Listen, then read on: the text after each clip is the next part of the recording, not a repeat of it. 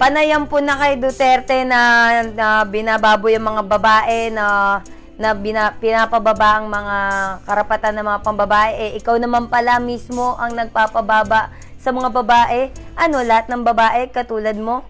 Ang masasabi ko lang po kay Ma'am Lilima tungkol sa issue niya sa driver niya, lagi niyo pong pinagbibintangan si Tatay Digong na babaero, isa po pala kayong lalakero.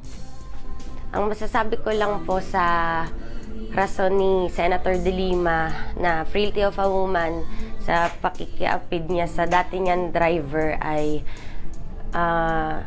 Senator, ano pa pong silbi ng pagiging dating DOJ secretary niyo kung kayo mismo hindi sumusunod sa simpleng batas? Sana alam niyo na bawal ang pakikiapid. At kahit pa sabihin niyo na kahinaan niyo ng isang babae, hindi pa rin tama yun kasi nasa batas yun.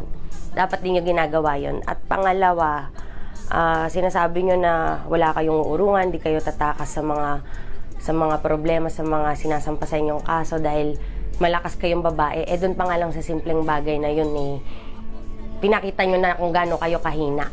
At nagsinungaling pa kayo. Tapos ngayon na wala na kayong choice, aminin nyo. So maling-mali po yun. Ayun, masasabi ko lang po sa issue tungkol kay De Lima, parang mga reasons lang yun. And I don't buy it. Isa lang masasabi ko sa'yo, De Lima. Once a homewrecker, always a homewrecker.